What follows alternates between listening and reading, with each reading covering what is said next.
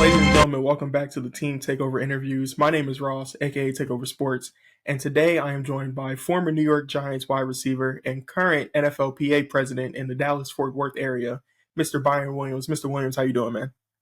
I'm doing great. Thank you for having me. How you doing? Of course, man. Thank you so much for stopping by and kind of taking a minute to speak. Oh yeah, it's my life revolves around sports, so it's fun to talk about football. And tonight, opening night too, it's gonna be great to get the season kicked off.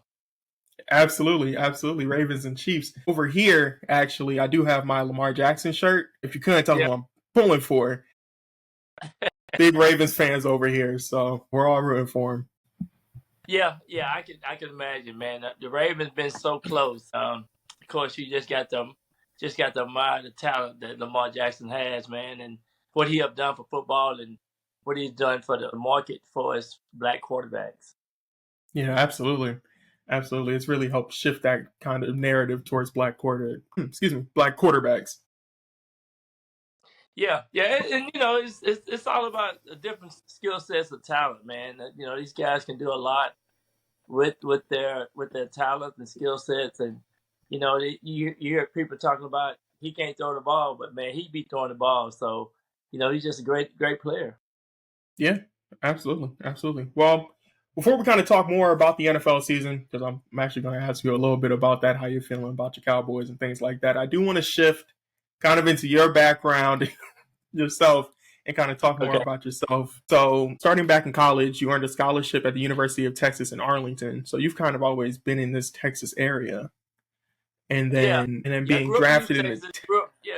Grew up in East Texas and came up to the UTA. Back then, we wasn't just a small Division I school. wasn't that Mhm. big. Didn't get a whole lot of notoriety, but we was in the middle of SMU and TCU, so it was a lot of scouts coming through here, which was good. So I got the exposure that I need. Yeah, definitely. Earned enough to earn that scholarship. After what, 4 years at college, you ended up going to the NFL, getting drafted by the Yeah, Packers actually in the 10th round. If you can kind right. of talk about the differences now, or maybe your draft story about being that Yeah, 10th round pick, because now it's only what, seven? So if you can yeah. It's kind only of seven explain now, that. but I was the 253rd player taken. Today in the draft is 257 guys taken, so I would have still been drafted, so to speak. Yeah. If you're talking about numbers, I was in the top 300 in my class. We had one of the best class to ever go into the NFL. We had John Elway, Dan Marino. We had 5 quarterbacks to go in the draft. We had Eric Dickerson. We had some great kickers as well. So we Green defensive back. We had a great Hmm. we had a great class, and but our class was very. I think we had 105 guys maybe make the NFL team. People don't realize how those numbers goes, but it's definitely a limited number. It's only 1,969 jobs in the NFL, Right. 53-man roster. And back then it was 48-man rosters, and it was only 28 teams. Now we got 32 teams in the 53-man roster, and Yeah. they didn't have what they got now, the practice roster. The Hmm. draft was a 1-day draft. It started 12. It ended about 9 o'clock at night. They went from round one all the way to round 12.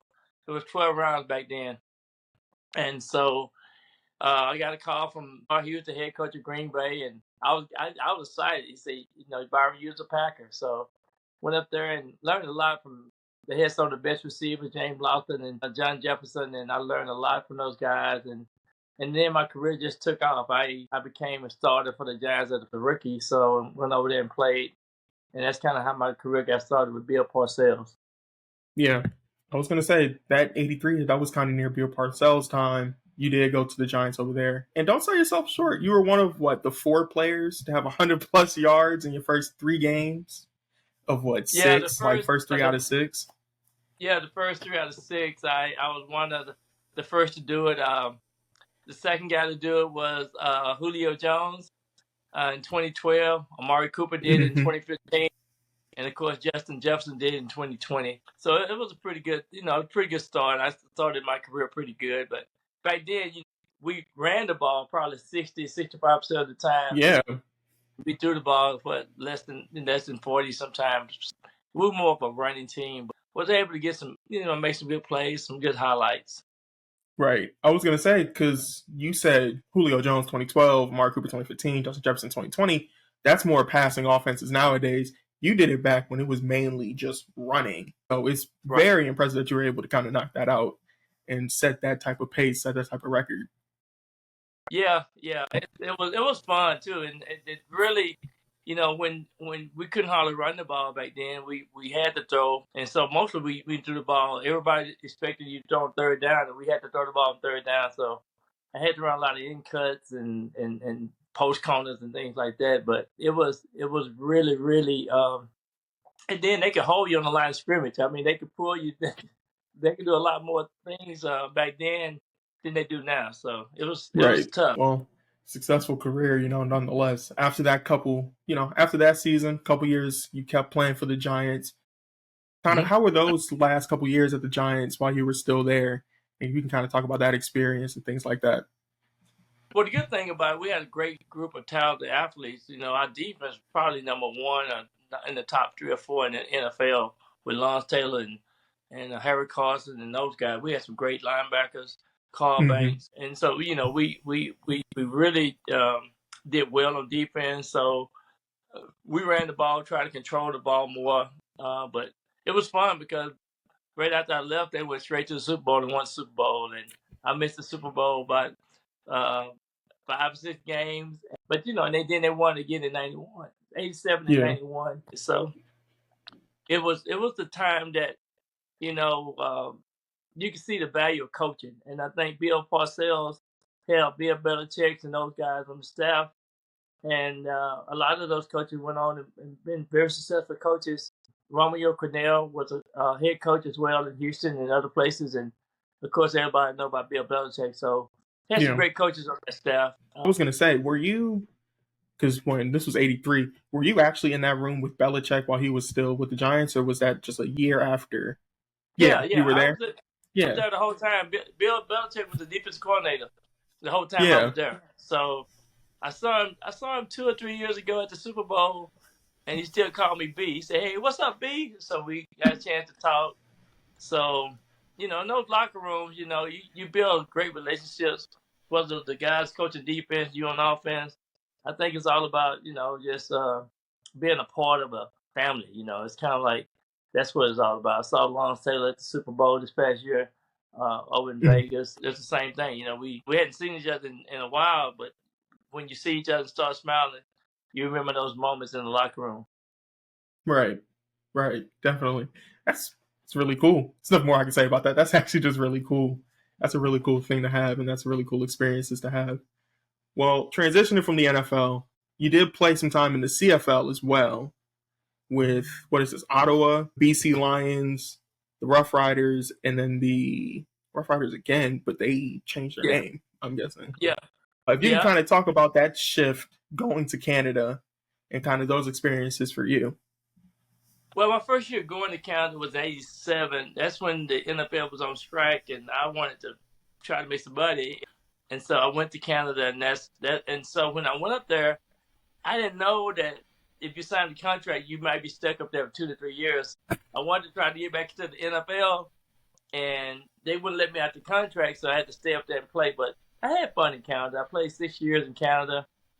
And then I had some good times. I caught, 200 or 300 balls up there. Mm-hmm. He had about, I don't know, 20 touchdowns or something like that. But anyway, it was fun. It was fun football. I played for a guy named Don Matthews, who played, also was the head coach in the World Football League. And I went and Yeah. played with him, played for him in '91, '92. Mm-hmm. And I was the number one receiver in the World League. And I got a chance to score in London, got a chance to score in Frankfurt, Germany, got a chance to score a touchdown in Barcelona, Spain. So I was the number one receiver in the World League, the first year of the World League. I had Mm-hmm. 11 touchdowns in 10 games. But it was fun football. I was very, very active. I was, doing what I wanted to do, and that was playing football. And of Yeah. course, when you get close to, I was getting close to 30 years old, 31 years old. And so it was just more like a fun thing to do. And I had my moments. The good thing about playing in the World League and playing in Canada, people still mailing me my football cards and want me to sign them. Oh, wow. Yeah, I get them in Dang. the mail all the time. Yeah. Wow, that's insane. I was gonna say because I know NFL World. Also, for anybody that doesn't know, NFL World isn't that also just NFL Europe? Yeah, it was Because NFL I was, Europe. It changed from the World League to NFL Europe, yeah. and come to find out, some of those coaches went over there as well. So it was kind of keeping guys involved, but it also was trying to introduce the world to football because it became global. And now you see the NFL going over there playing different games in different parts of the country. Even college games are going over there now. So they want to make football more global because of the fans and the excitement of the game, I guess. And Hmm. so you see a little bit more of, you might see some teams eventually, might be a couple of NFL teams in Europe. Yeah, yeah, I can absolutely see that. I was gonna say there's also an NFL Academy. I'm pretty sure, which is the high school kids that want to go over and play college football here in America. They kind of teach them what they're doing here. They kind of teach them the game, so that way they're ready to Yeah, go. and then the NFL flag program is expanding with women's, and of course we're gonna have it in the Olympics in 2028. Hmm. So it would definitely be a sports for everybody, men's and women's as well as girls and boys. So it's just a good game. You learn so much. The only thing is like when you get my age, you have those aches and pains. You don't think about when you're in your 20s and 30s, but as your body matures and get older, arthritis set in and things like that. But you just have to take care of yourself. But football is a game that I really think teaches you the true value of dedication, of family, teammates, and Hmm. building relationships, and learning so much about each other as a unit in that locker room. When you talk to a lot of retired players now, you ask them what they miss most. Guess what they say? They said the locker room and that team camaraderie. Exactly. That's what they say. You hear that all the time. It just, you just can't remember those moments and those relationships and those conversations that you have with your teammates as well as with your coaches. Absolutely. Those are usually the key things you kind of walk away with. You walk away with some of the money, walk away with the fame and everything. But at the end of the day, it's who you were with for what? From like August to February?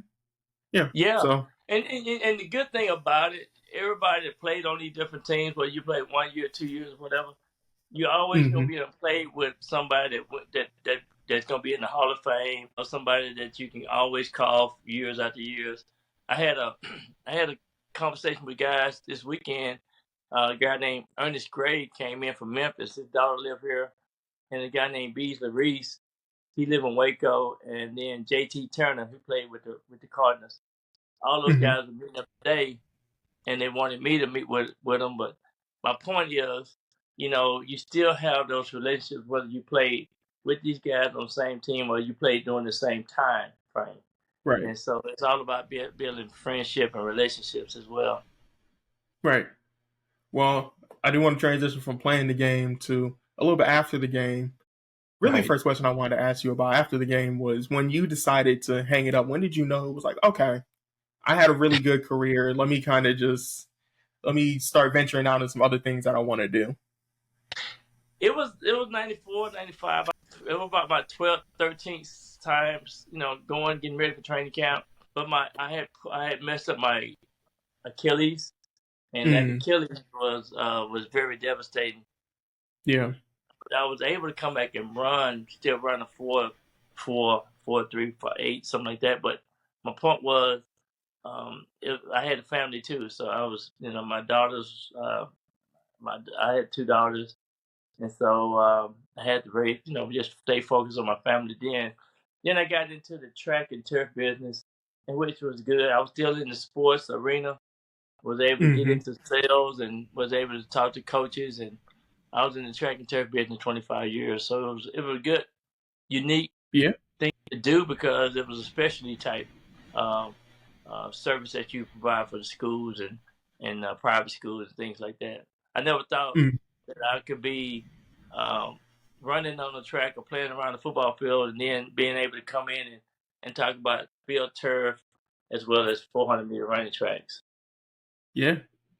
Yeah, it's kind of cool that you can say you've been on kind of both sides. You've been on the playing side, but then you also been on that, science, technology, on how the turf works and everything like that. So that's really cool. Yeah, 1999, I flew to Paris, France with Frisco ISD, some of the school's officials over here, and we went and looked Hmm. at all the different turf. They call them FIFA fields back then, and that was when the first introduction to field turf and synthetic turf and replacing the old grass fields. And I was part of that. And we came back and started putting in the fields in 1999, and then from that it just exploded throughout the state of Texas. I mean, almost every school now has some type of field turf or synthetic turf, indoor or outdoor, at their facilities. Yeah. So, random question: when you drive around and you kind of look at these fields, you be like, "Oh, okay, I know that, I did that," or do you just kind of be like, "Oh, is this like a cool little thing that you can kind of do?" Kind of nod your head to Yeah, it and be like, "Yeah." because you kind of know the history, you kind of know what goes into it. You take a soil sample, and then from there you just build around that. And then the second thing you do, you make sure the drainage, if when it rains or dry, make sure the drainage, and then you make sure that the field is conditioned enough to where the Gmax factor, I mean the hardness of the field, Hmm. is equivalent to a good grass, natural good grass field, and it's playable. And you Yeah. know that it's a safety thing. And so with the technology and over the years of me seeing everything revolving around it, you can see the safety and the improvement of the game. You don't see the injuries. The game is much faster now and more exciting. Hmm. You got to worry about a canceling game because it's muddy, things like that. So it's been a good, I guess it's been a good a wave that I have seen the improvement of what we all see now. You see the excitement. You see guys running up and down those fields, and it's fun to watch. Yeah, it's definitely fun to watch. So I do now kind of want to ask about. I see the little badge, NFLPA badge. Okay. I do want to ask kind of how that came about. Were there any connections that you made outside the game that helped you get her inside the game that you kind of got the call? It's like, hey, if you want to kind of work here, we have a spot for you. Yeah, it was a couple of former guys that started talking to me about, man, it's a lot of things that you can get involved with. And so I wanted to stay kind of in the locker room setting. And so this guy Hmm. named Isaiah Robinson and a couple of guys that was in leadership with the NFLPA in around 2006 and 2008. So I got involved, started going to meetings, and then I said, man, this is interesting. And then 2010, they asked me to run for president, and I've been involved with leadership ever since. So I was either a president or either on the executive board. And what I Hmm. found out that most guys don't have the time to know what's in the back offices and how the benefits work, who qualifies for it, the length of time that you play. So I'm kind of like a conduit of information that these guys can call me and say, what do I need to do to call for my dental insurance? What do I need to do to my health reimbursement account, set up my accounts? And so I talk Right. to players all the time and help them navigate through the process. It's an app that you go on now. All of us have Hmm. a player's ID number, and they give you your player ID number. You go into your back office, and you can see all your benefits, things you qualify for, and so that's kind of what I've been doing the last 14 years. And I'm getting ready to go to Washington, D.C., the headquarters in Washington, D.C., and Hmm. we have our meetings every year up there. And then we go back into our various chapters. There's 35 chapters across the country with retired players. And the reason why we can track these players is we got what you call a heat map. A heat map tells Okay. us where the majority of the players live. And so we kind of put chapters in those areas, not particular where NFL teams are. Like we got San Diego, we have Mississippi chapter, we have a South Carolina chapter. We just been to open up a chapter in Vegas. So we got various chapters, and we got this chapter in San Antonio as well. So we got various chapters with presidents like myself, and these guys kind of talk to the guys that live in those areas to help them Hmm. navigate through the benefits. Oh wow. Okay, that's actually really cool. I wonder why there's a chapter in San Antonio. I'm guessing is it closer to? Has to be closer to Houston. That is. We got three chapters in Houston because so many guys live down there. So It's a chapter called the San Antonio Austin chapter. So they're Okay. combined chapter together. Okay. So Okay. Priest Holmes grew up in San Antonio. So me and Priest was on the board together. So Priest Mm-hmm. Holmes and we talk a lot, but he was in the San Antonio Austin chapter. Mm-hmm. And then we got a Houston Okay. chapter. We got a Houston chapter. Okay. And then we got the Dallas-Fort Worth chapter. Okay. Now, That we makes do more have a sense. chapter in Oklahoma. We do have a chapter in Oklahoma. Mm-hmm. And those guys go between Norman, Oklahoma, and Tulsa. They kind of go between, but the whole state is a chapter. Okay. Now I also have an Oklahoma shirt down here. Can't really see it, but Boomer Okay. Sooner, But yeah, no, that's really cool. That's Billy really cool. Sims and I are real close. Billy Sims and I are real close. I've been knowing Billy Sims all my life. Oh, good to Yeah. know. I didn't know that. Oh, okay. Well, look, I do want to ask you. I don't know if this is a little too what's it called, but as the NFLPA guy, and a former player, I'm guessing that you were able to give, not only advice about the insurances and the dental care and stuff like that, but even advice just as behind the scenes work as a player. What's some advice that you give some of those guys that you talk to that you would be able to share here? Well, I usually talk to players coming out as well. Mm-hmm. When you're coming out of the NFL, your insurance is maintained with the teams for 5 years. So after 5 years, you have to go and get your insurance to make sure you're covered. Mm-hmm. That's one of the things that players need to know immediately. That after 5 years of being retired from the players, of being away from the game, that your insurance is on you. You have to get your own insurance. Right. And it's a whole different case scenario then. But mainly, over the last couple of years, it's been more like mental health, all kind of drug awareness. We do have clinics set up around the country that guys can go and get assessments, full body assessment. We have the Mayo Clinic, the Tulane Institute, the Cleveland Clinic. That guys can definitely go in and make sure they get a full body assessment. We got concussion neurologists, and we got the hospital networking system set up around the country as well for players. Wherever you live, you can go and get evaluated. And most of the things that we have set up is not out of pocket. It's paid for by the union and the collective bargaining agreement that they agreed to. Oh wow. Yeah. Okay. Yeah. No, that's really good to have that mental health state as well, because a lot of people worry about the physical health. Some people, especially now people more talking about the mental health side of things and everything like that. So that's really good to hear that the NFL is kind of looking into that as well. Yeah, we really have gotten better. The only thing that I hate, we had a collective bargaining agreement in 2010. We had another one in 2020, and the next one gonna be negotiated for 2030.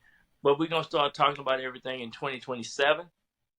Okay. So hopefully we can knock it down to every 5 years instead of every 10 years, because so much change within 4 or 5 years in a way. Yeah, definitely. Well, I want to shift a little bit because we did talk about the season coming up. You're in Texas.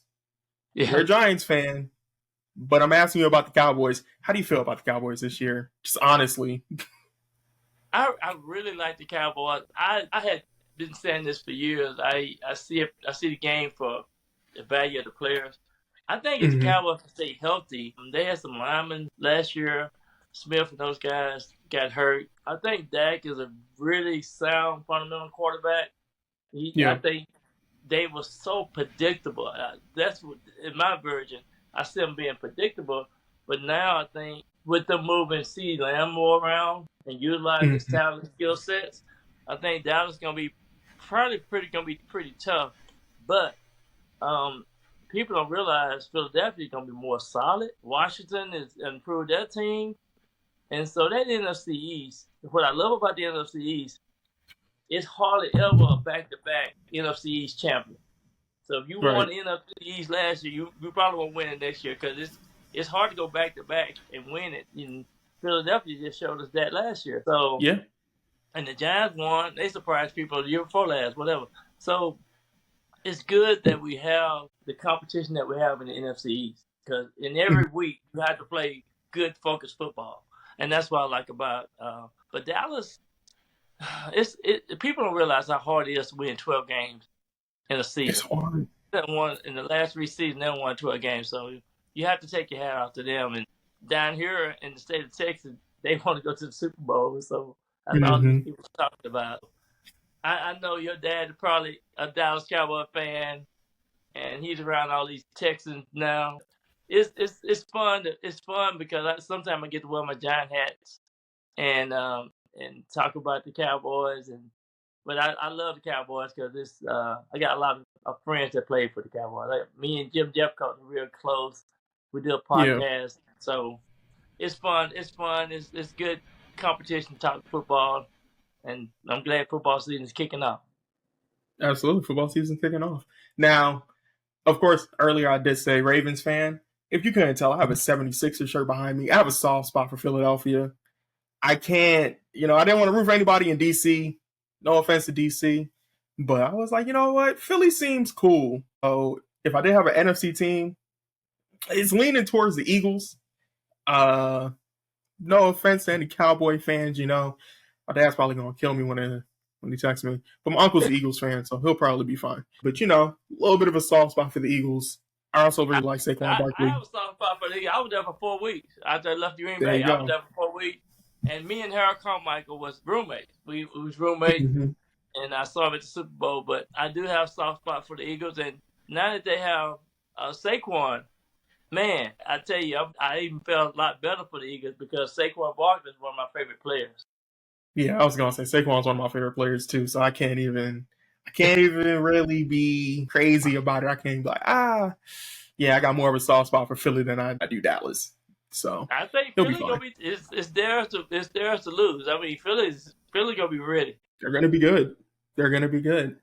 Well, last question before I get you on out of here, man. I do appreciate you again sitting down and talking to me. Do you have any advice for any high school players or college players that are kind of getting ready to go to that next level or looking for an opportunity to get to that next level?